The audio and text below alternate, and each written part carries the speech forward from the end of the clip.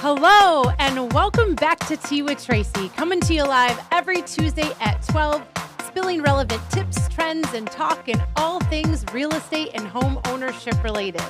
Today, our topic is to coincide with May, which is National Deck Safety Month. So if you are a homeowner or you are considering purchasing a home, you won't want to miss this episode because we're going to be talking to certified deck inspector. He's also a certified home inspector as well as a licensed builder. We're going to welcome back to the program my favorite home inspector, Mark Piche. Hi, Mark. Hello. How are you? I'm doing great, and you? Great. Thank you so much for joining us today. Thank you for having me. So today we're going to be talking decks. May is National Deck Safety Month. I had not heard of National Deck Safety Month until you had mentioned it to me a couple of weeks ago. So what is National Deck Safety Month, and how did it start? It's a program that started probably 20 years ago now, Okay. but they're really pushing it. It's to help educate the consumer about the pitfalls in the deck that can cause damage and collapse. Just a side note here, I don't know if anybody's noticed, but today on the news, there was a deck collapse in California yesterday that injured 9 people. Oh, wow. It happens a lot. Yeah, that's scary. Yes, we it is. think that you put up a deck and that it's good, right? It's just there and it's there for the life of the home, but that doesn't sound like that is the case. No, it's not. No. So what are some things that someone should be looking for if you have a deck? I personally do not have a deck, but I have had homes with decks in the past. What are some things that a homeowner should be checking for to make sure that their deck is safe and sound? Well, there's a lot of things. I mean, the consumer can only look at the deck and see a few things. A couple of them are any of your metal connections, which is nails, screws, your joist hangers and stuff like that are rusting. That's a problem. If the deck boards are starting to check, that's something you should keep an eye on because that's a sign that the wood is nearing the end of its life. Some of the other things are flashing, your handrails being loose and that. But I have a checklist for consumers. If they want to email me, I'll send them a copy of it. My email is mark@homeinspectionsbymark.com, and I'll get that right out to them.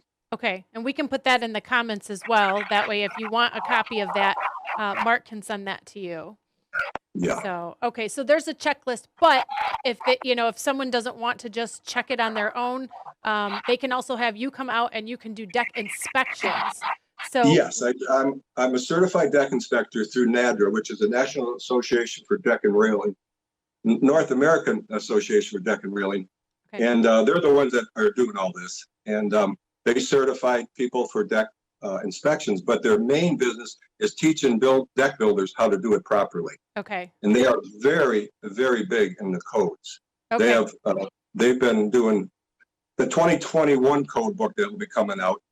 Most of that came through this NADRA association. Okay. And it's very good. It's tough.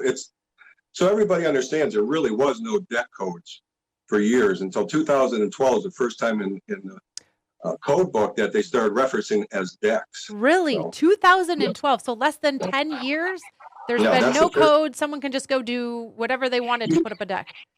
Basically, but you had your footing codes were right in your attachments, but there was no way of how to attach everything to the house. Okay. That's where the problems would come in. That's the number one problem for deck failures too. Okay. Is how it comes apart from the home? Yes. If it's not fastened properly, it can pull away. The biggest problem though is people don't flash decks. And that's a very important thing. So if you're not flashing a deck, the water can get behind what they call the ledger board, which is the board that attaches to the house. And if it's got a space at all back there, which it will because it's open, water goes down, hits the lags or screws, whatever they use to attach it, and starts eating out at that wood right there. Okay. And over time, it starts loosening up. And then you get a load of people on the deck at one end or something, and it starts rocking, and all of a sudden it'll flip and go. So when you say flashing, is that similar to what is put on your deck, right? The flashing that's put up, or is that something different? It's flashing is like what you have on your chimney. Okay. It's a metal that will cover that edge of that ledger board. So when the water comes down, it'll go under the deck and drop off and not go behind the board. Okay. In the codes, in the new codes, they really specify how that has to be done. Okay. And if following this new code, so if you have a deck that is put on, well, you said 2021. So moving forward, as long as you're hiring somebody who is licensed and following code to put your deck up, then they're going to be, following this code, which has added safety measures in. Correct. It's building it right is really what it boils down to. A lot of people build their own decks. There's nothing wrong with anybody doing anything around their house if they know what they're doing or find out how to do it. Then you can get these guys that are so-called professionals, which create a lot of problems. Through my experience in the home inspection business, I've run into quite a few decks where the footings are being heaving from frost. And that's a real problem. I mean, that means definitely they didn't do their footings right. So that's a deck that's ruined. You got to start and take it down and start over again. Oh, and that can be expensive. They're not built right. Right. So if someone is not comfortable putting up their own deck, they don't know what they're doing, they want to hire somebody who's going to do it the right way, what is something that they should be asking or looking for in a deck contractor? Well, if he's certified through this company, he's going to do it right. That's one thing. It's NADRA.org is their email. And you can go in there and find builders and inspectors through their website. But you definitely want them to pull a permit. You definitely want to watch and make sure they do the footings. That's the number one thing that has to be done right. And there's different ways you can do footings. And then make sure the city comes out and inspects. That's a key. Because a lot of times people will say, "Oh, I got a permit," and then you're at work and they say, "Yeah, he came out and he's passed it," and you don't know. So just make sure there's paperwork there that he signed off on. Okay. Yeah, and we had planning and building on from Orion Township earlier in the series, and that they're there when they send out their inspectors. That is for your safety. I know sometimes people will moan and groan, "Oh, can't move forward until I get this inspection." But that's for your safety. That's making sure things are done properly, for your safety. Yeah, and it's for the builder's safety and the homeowner's safety too. Yep. It protects both. So it is a good thing. Always make sure they pull permits for that. Always, even if you're going to do it yourself, pull a permit. Okay. Because if you haven't done it right, and they'll notice it and tell you how to correct it. Okay, so that's a good tip as well. If you are handy and you want to build your own deck, just make sure you're pulling permits, and you'll have an extra set of eyes that knows how it should be built according to the code that provides the most safety for you and your family and friends. Yes, and there's other ways that they email me and something that's called the DCA, and it tells you how to build a deck a good way, safe way. Okay. And like I said, there's different ways you can do it too. If your deck's real high, you're going to have a whole different type of foundation. You want a whole different type of foundation than if a deck's only 12 inches off the ground. So, and another thing people have got to think about too is how you're going to attach it. If you got brick on your house, you don't want to attach it to that, or you don't want to attach oversiding. So those are things that are very important, which is where the causes of these failures are.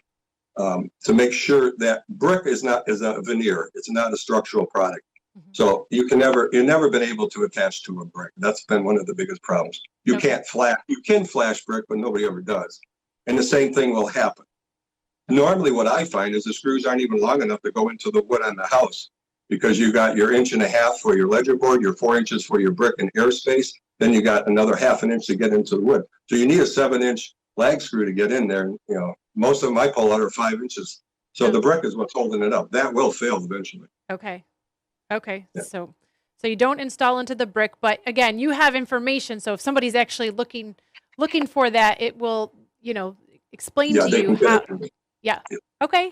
Is there anything else? What else should we know about decks? I know you were saying that. Now, this was something that was new to me, like in recent years, that you've told me. We've done many home inspections together, and I never realized that there was a lifespan on a deck. You think you put it in place as long as you're checking and making sure that everything is, in good working order, that you have that deck, but that's not the case, is it?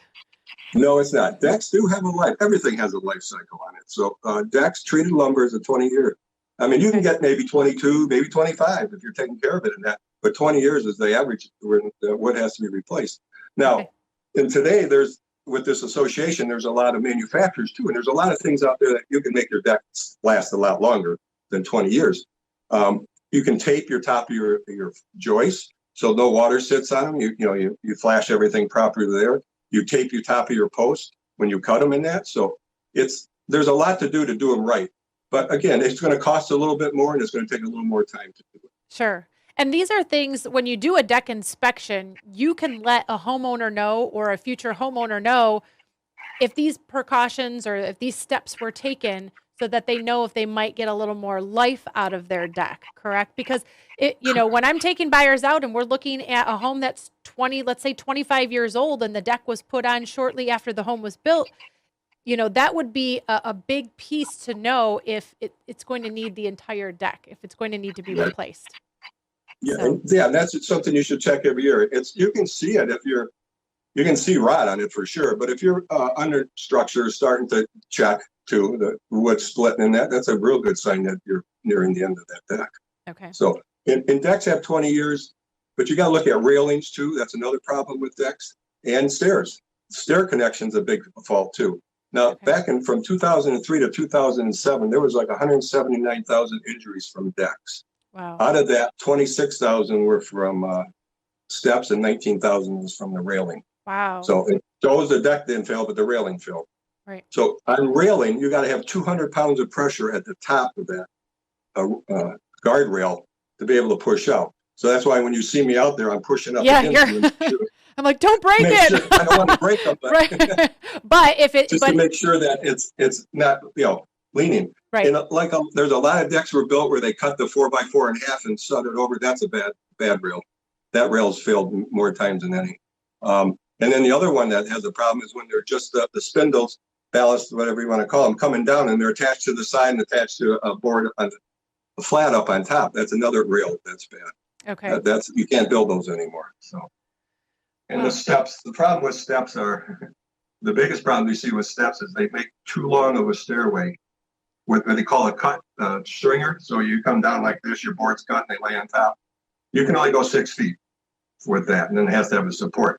And the other thing on that is when they cut that out, they overcut. And your board, if that's cracked at all, you need new stairs. And that I see a lot. Okay. So there could be times where the entire deck doesn't need to be replaced at that time, but you need to at least replace the stairs or the railing. Is that? Yep. And then you put it on right, if your deck's in good shape, and your structure's in good shape, and you just want to do a new top, that's fine too. You can, at that point, you could put tapes down in that and protect the structure some more, so it'll last longer. Okay. Okay. Any last advice or words that we should know about decks? Well, the thing I would say is just don't overload a deck, period. Don't put 40 people on a 14 by 10 or 14 by 14 deck and put them all out to one front. The ones I've seen on decks is they're all out at the end of it taking a picture or something, So you got all of that weight out here, and you've got a 20-year-old deck that's been not flashed in there. It's going to pull out. There's no doubt it will pull out. So that's what happened to that one in California yesterday. That's what it looked like anyway from the picture. So see, and that's something that most of us we wouldn't even think about. I mean, the deck you walk outside, it's all part of it, and you don't think about that. So. Well, thank you for coming on and sharing with us today. If you would like to have your deck inspected, or if you, you're getting ready to purchase a home and you want to make sure that deck is sound, get in touch with me. I'll get you in touch with Mark, and we'll make sure that it all checks out. So, all right. Well, thank you so much for joining me, Mark. And starting next week, I'm going to be doing a 3-week series on environmental issues within the home. So we're going to have professionals come on and talk about radon, mold, and then we're also going to be talking wells, septics, and water. So stay tuned for those. Thanks again for joining us, Mark, and we'll see you all next week on Tea with Tracy. Bye-bye.